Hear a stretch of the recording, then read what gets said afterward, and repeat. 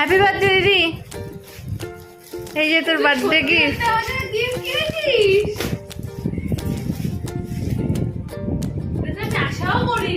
সেদিনকে তোকে জিজ্ঞেস করলাম না আমি যে তোর কোন কুর্তিটা ভালো লাগছে দেখ, কোন টুপিসটা ভালো লাগছে দেখ, তোর জন্যই বলছি। তোর জন্য অর্ডার করেছি, যেটা আমি অনেকদিন তোমায় তখন বলেছিলাম, কারণ এটা আমার উইশ লিস্টে ছিল। কিনবো এবার কেনা হবে।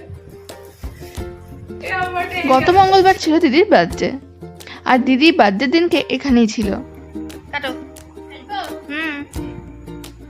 Happy birthday to you, happy birthday to you, happy birthday dear didi, happy birthday to you.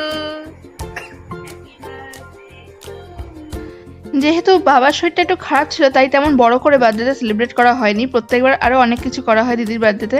তবে এবার দিদির বার্থডেতে একটা জিনিসই ভালো ছিল, দিদির বর আর বাবা দুজনকে দুপাশে বসে একদম বার্থডেতে সেলিব্রেট করতে পেরেছিল।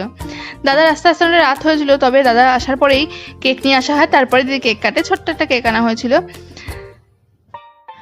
আর দিদি বার্থডে সেলিব্রেট করতে ভীষণ ভালোবাসে, তো ওর জন্মদিনে ছোট করে হলেও কিছু না কিছু করতেই হয়।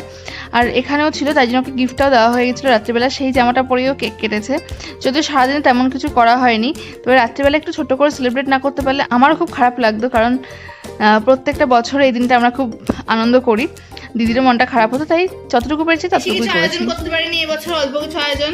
অনেক কিছু, ফ্রাইড রাইস, বেগুনি, মাছ ভাজা, চিকেন তন্দুরি, মাছের মাথা, চিলি চিকেন, পায়েস, গোলাপ জামুন, তার মধ্যে পায়েসটা আর ফ্রাইড রাইস, বেগুনি এগুলো মা করেছে, আর বাকি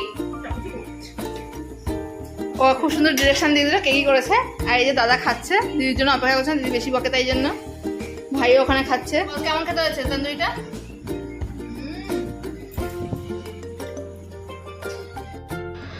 তো যেটুকু যা করেছি শুধুমাত্র ওর খুশিটা দেখবো বলে, ওর হাসি মুখটা দেখবো বলে।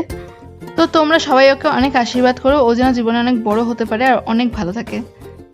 তো দেখা হবে নেক্সট ভিডিওতে, ততক্ষণের জন্য টাটা।